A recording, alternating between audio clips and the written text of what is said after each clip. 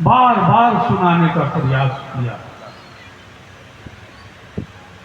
हम सब सुनते अवश्य हैं, लेकिन उतना ठीक ठीक कर नहीं पाते। भक्ति के लिए ही भगवान श्री राम माता सबरी से मिले। माता सबरी से मिलने के बाद भगवान भक्ति के विषय में खुलासा किया, 9 तरह से बताए और 9 में गुरु और संत पर ही भगवान राम को, भगवान राम कह रहे हैं तो उनके बात को भी तो हम लोगों को मान लेना चाहिए। तो भगवान राम क्या कहते हैं? प्रथम भक्ति संतन कर संगा। अब इतना बात को सुन करके हमको इसको समझना चाहिए। भगवान इशारे कर रहे हैं कि आपको अगर भक्ति करना है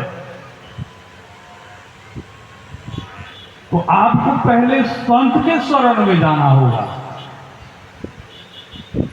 संत के शरण में जाने से ही भक्ति प्रारंभ होगा, क्योंकि भेद तरीका उन्हीं को ज्ञान है, वही बता सकते। इसलिए संत के पास जाने के बाद ही, और संत जो कहे वही करना भक्ति है। इधर भक्ति का तो इतना रास्ता खुला हुआ है, हम लोग इतना बटे हुए हैं कि असल भक्ति तक पहुंचने में बड़ा ही कठिन है।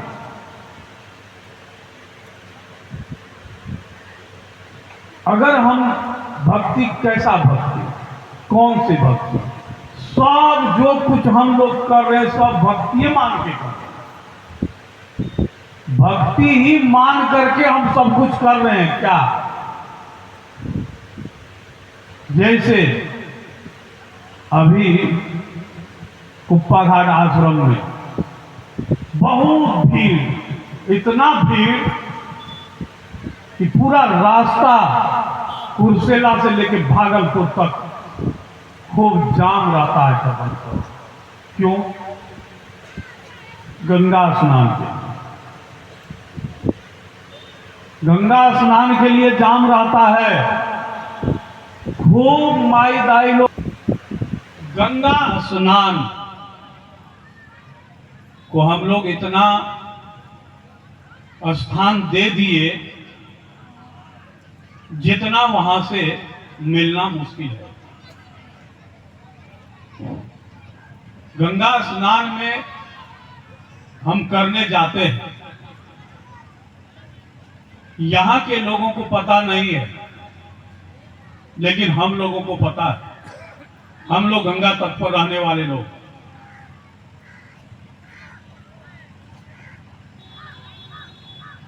उससे ज्यादा पवित्र मैं समझता हूं अपने कुएं और ट्यूबवेल का जो जल है और बगल में जो नदी है उसमें।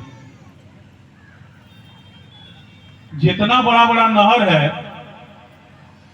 इतना बड़ा बड़ा नाला है वहां, सब शहर का पानी उसी में गिरता है। देखिए आश्रम के बगल से कितना बड़ा गिरता है। वहां हॉस्पिटल है, उस हॉस्पिटल में जितना कुछ होता है सबका बहाव उसी में, आश्रम के बगल में। लेकिन हमारी माताएं बहन जो यहां से जाती है उसको इसका ज्ञान नहीं। वो देखती है कि वो पानी उधर से आ रही है, लेकिन उसको परवाह नहीं है, लेकिन जाकर के बगल में बैठ करके डुबकी भी लगाएगी और इधर उधर देखेगी, एक आध घंट पी भी लेगी। बाहर तो पवित्र हो ही जाए, भीतर भी हो जाए। और हमारे घर में जो पवित्र व्यवस्था है उसको भी अपवित्र करने के लिए कुछ भर के भी ले आते हैं। मैं इसलिए कहता हूं कि ईश्वर परमात्मा क्या कोई नियम कायदा नहीं बनाए हुए हैं। अगर गंगा स्नान से ही हम लोगों का काम चल सकता था तो भगवान राम को उसी समय कहते हैं, क्योंकि भगवान राम तो त्रिकालदर्शी है, वो तो जानने वाले पुरुष हैं। तो भगवान को उस समय बोलना चाहिए ना कि प्रथम भक्ति आप गंगा स्नान करने के लिए जाइए। ऐसा कहीं है? नहीं, ऐसा भगवान ने नहीं कहा। लेकिन फिर भी भगवान की बातों को मैं भी मानता हूं, संतों की बात को नहीं मानता हूं, फिर भी हो और मचाए हुए जाते। अरे गंगा स्नान में क्या है? पानी है ना, ट्यूबवेल में पानी है, कुआं में पानी है, नदी में पानी है, गंगा स्नान में पानी, सब जगह पानी पानी। पानी का कोई सीमा है, कोई है कि नहीं? पानी का काम है, पानी का काम तो बहुत बड़ा है, उसका तो मानना ही चाहिए पानी को। पानी का काम क्या है? प्यास को बुझा देना। हम लोग फसल लगाते हैं, खेत में पानी डालते हैं, बहुत बड़ा काम करता है। सब्जी उगाते हैं, खेत में पानी डालते हैं, बहुत बड़ा काम करता है। तरह तरह से पानी का काम है। शरीर के ऊपर के भाग में गंदगी अगर जमा हुआ है, कीचड़ लगा हुआ है, पसीना लगा हुआ है, मैल जमा हुआ है, किसी तरह की परेशानी, तो जल का काम है साफ करना। जल का काम है साफ कर देना। तो क्या यहां और वहां का जल का तो इतना ही काम है, दोनों काम इतना कर रहा है। अब उससे ज्यादा जो हम जल से मांगना शुरू कर देते हैं तो फिर ये कहां का नियम है कि हम उससे ज्यादा उससे मांग ले जाते हैं? जल को जितना देना था उतना तो आपको दे ही रहा है, लेकिन एक्स्ट्रा मांग उससे करने जा रहे हैं कि हमको ये कीजिए, वो कीजिए, ये कहां से दे पाएगा? लेकिन फिर भी हम लोग हुर मचाए हुए। एक भक्ति में इतनी कमजोरी आती जा रही है। गुरु महाराज कहते हैं, आहो भक्त सार भगति करू हो, असार भगति करी संसार भरमत। हम सब सार भक्ति को कमजोर कर लेते हैं, असार भक्ति को। हम सब जाते हैं तीर्थ धामों में जाते हैं। मैं ये नहीं कह रहा हूं कि वहां नहीं जाना चाहिए, जाइए, लाभ और हानि देख करके जाइए। इतना तो विचार कर सकते हैं हम लोग कि वहां जाने से हमारी लाभ है कि हानि है। एक बार पूज्य आचार्य से बार बार हम लोगों को सुनाया गया, क्या गुरु महाराज के समय में कुछ लोग उधर बनमनखी साइड के लोग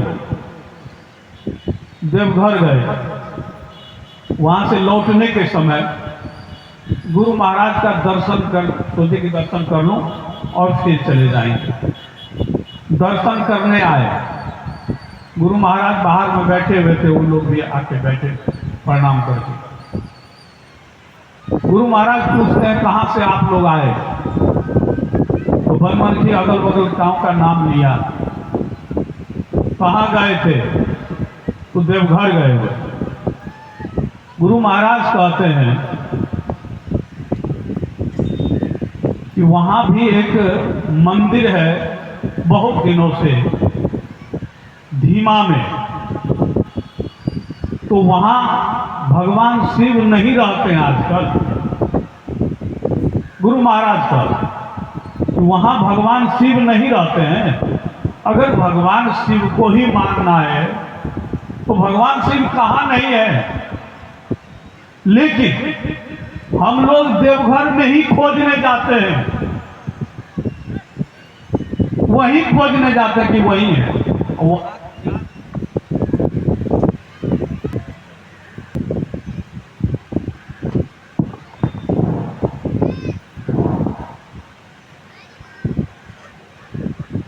हम लोग जाते हैं,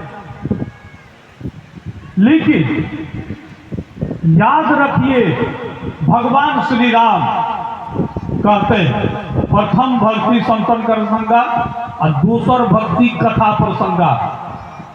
ये जो कथा है, ये जो सत्संग है, इसका मान्यता दिया है। क्यों? कि यहाँ ज्ञान की बातें हमको मिलता है। हम जाते हैं, उस समय भी बहुत भीड़ लगी रहती है हमारे को पगार आश्रम, मोटरसाइकिल से लोग जाता है और वहाँ रुकता भी है। जो परिचित लोग हैं वो आते हैं हमारे पास, हम उन लोगों से पूछते हैं, सब बात बताता है। वहाँ जाते हैं हम लोग, एक खैनी खाने का अगर छोटा सा आदत किसी को है तो वहाँ एक भी 30 आदमी ऐसा बैठा हुआ नहीं है जो आपको कहे कि बाबू खैनी मत खाइए, ये खाने से हानि होती है, ये बढ़िया चीज नहीं है, इसको नहीं खाना चाहिए। एक भी कोई कहने वाला नहीं। अगर किसी को खैनी खाने का आदत है भी और खा रहा है वहां लटा करके, तो वहां लेने वाला आदमी मिल जाएगा खैनी, लेकिन रोकने वाला कोई नहीं। एक आदमी 5,000 7,000 रुपया खर्च करके जाता है मोटरसाइकिल से, लेकिन एक छोटा सा आदत भी वहां से सुधार होकर के नहीं आता। और गंजन कितना है वो जाने वाला आदमी समझता है। उतना ही नहीं, पैसा तो कमाते हैं मेहनत करके, लेकिन उसका उपयोग करना नहीं जानते। 7,000 रुपया दुरुपयोग कर दिए, धुआं उड़ा दिए जाते हैं, लेकिन उस 5,000 का सदुपयोग देखिए कैसा। आप वहां से अगल बगल जहां कहीं शिवालय, वहां कौन से जल लेके जाते हैं हम?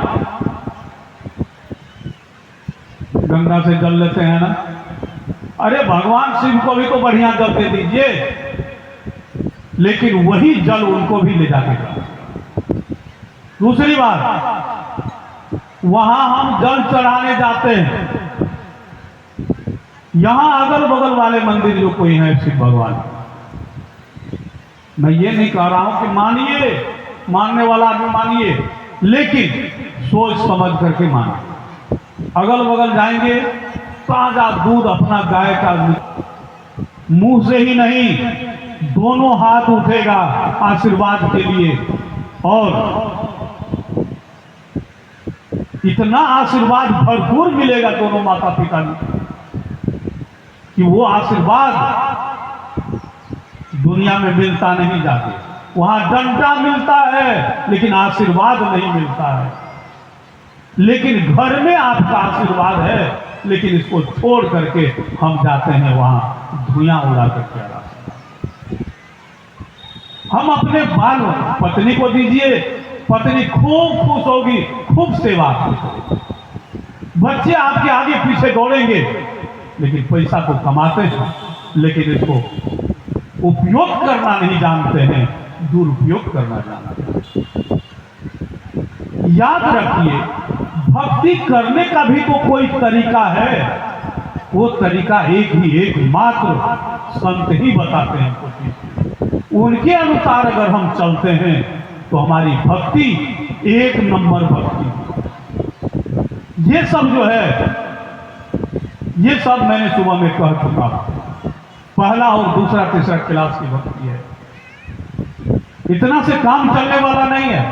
दूसरा तीसरा क्लास पढ़ करके कोई विद्वान नहीं होता, उसको आगे की पढ़ाई करना पड़ता है। अगर हम लोग अपना कल्याण चाहते हैं तो हम लोग को सुधार करना चाहिए। बहुत भरम में हम लोग पड़े हुए हैं, बहुत भरम में पड़े हुए हम लोग। पर्व त्योहार में जीवन भर लटके हुए, जीवन भर भरम में पड़े हुए हैं, लेकिन विचार नहीं करते उस पर कि क्या करने से क्या मिलता है। अभी तो मोबाइल हो गया, सबको पता चल जाता है। हमारी माई दाई लोग जितिया करते हैं, किस लिए? अपने पुत्र के लिए ना। बहुत ऐसे माताएं हैं जो जितिया के लिए स्नान करने गए और उसी समय एक पुत्र साथ लग करके गया, वो दह गया पानी। जिस पुत्र के रक्षा के लिए हम पर्व त्योहार करते हैं, वो तो उसी समय चले चला, कहां रोक पाए? क्या जो जितिया करते हैं, क्या उनके लिए कभी ऐसा घटना नहीं होता उनके लिए? क्या? अरे भक्ति तो कोई किया है, नहीं किया तो बात नहीं है, एक से एक नमूना है। मैं एक बार इधर से ही जा रहा था और रास्ते में मैं जब गया तो रास्ते में मैंने क्या देखा? हमारे माताएं और बहन, क्योंकि देखिए मैं इसलिए मैं बोल रहा हूं, अगर कोई बाप है खूब दारू पीता है तो वो ये नहीं चाहेगा कि ये प्रथा चालू रहे, मेरा बेटा भी दारू पिए, कोई बाप नहीं चाहता है। वो नहीं चाहेगा कि ये प्रथा को चालू रखे मेरा बेटा, ऐसा कोई नहीं चाहता। लेकिन माताएं बहन हमारी, अगर छोटा से छोटा भी कोई घर में प्रथा है तो बहू और बेटी को अवश्य उस प्रथा का ज्ञान करवाएगी और कहेगी नहीं भी करना ही चाहिए, इसको करना ही है, उस प्रथा को कभी नहीं छोड़। इसलिए मैं कह रहा हूं, मैं जा रहा था, बहुत सारे माताएं बहन झुंड के झुंड सड़क पर सज धज करके जा रही थी और कुछ आ रही है सड़क पर, कुछ इस पेड़ के पास, कुछ उस पेड़ के पास, झुंड के झुंड बैठी हुई है, पेड़ में धागा लपेट रही है, क्या से क्या कर रही है हमको क्या। मैंने एक आदमी को बुलाया, उससे मोटरसाइकिल रोक करके मैंने बुलाया, एक पुरुष को बुलाया कि भाई इधर आइए, ये जो मैं देख रहा हूं क्या है? उन्होंने बताया हमको, पूजा का नाम है वो धागा लपेटता पेड़ में वट पूजा। हाँ, अब मेरा विवाह सत्यवान से ही होगा, क्योंकि माता सावित्री पतिव्रता नारी थी। इसीलिए जैसे माता गांधारी, उसी तरह से माता सावित्री भी मन में ठान ली, अब ये टल नहीं सकता। अब उसकी मृत्यु कब होगी, कैसे होगी, ये ज्ञान नारद जी से माता सावित्री ले लिया। वो ज्ञान ले लिया कि कब होगा, वो तय कर लिया दिन, तो दिमाग में बैठा लिया कि उस दिन को सत्यवान का शरीर त्याग होगा, और उसे भेद भी ले लिए, भक्ति का भेद भी ले लिए नारद जी से। नारद जी मुझे देना संत थे, उसे भेद लिया और भक्ति करना प्रारंभ कर दिया। अब विवाह तो हुआ, सत्यवान के पास गया, सत्यवान रोज लकड़ी काटता था और लकड़ी बेचता था, उसी से अपना गुजर बसर करता था, अपने नेत्रहीन माता पिता का सेवा भी करता था और धर्म पत्नी का भी सेवा, उसी से। ये सब तो हुआ और उस दिन को याद करके रखी थी, वो दिन आ गया। अब माता सावित्री कह रही है कि आज मैं भी जंगल जाना चाहती हूँ आपके साथ। बोला आपको जाना है तो माता पिता जी से आदेश ले लो, क्योंकि शिष्टाचार का ज्ञान था उन लोगों को, बगैर माता पिता का आदेश से नहीं। गई माता सावित्री, गई, जाइए माता जी बैठिए वहां।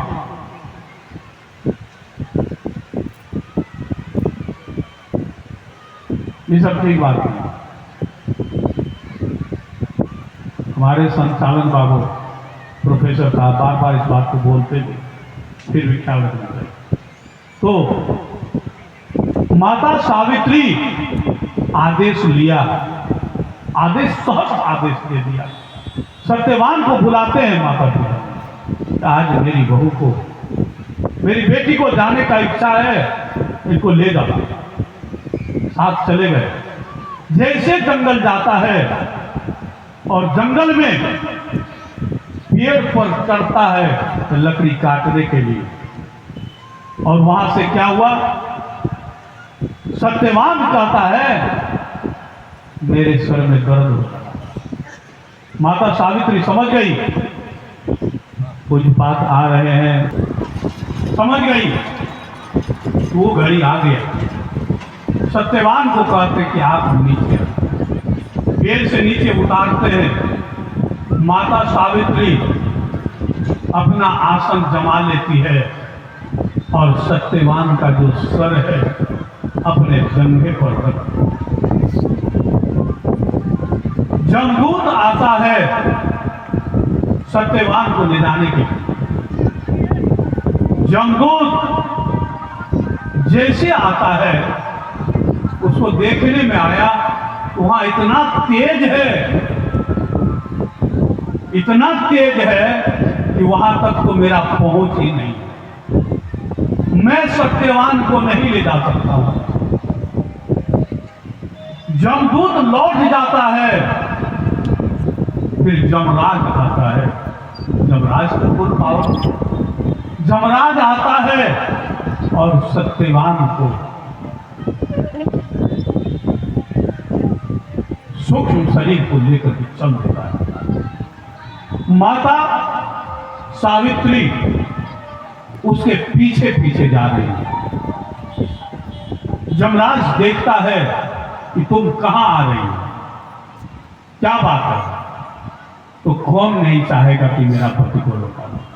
कहता मेरा पति को लौटा दीजिए, आप मेरा पति को लेकर। बोला ये नहीं होगा, इसका समय अब पूरा हो गया, मैं ले जा रहा हूं, ये नहीं हो सकता।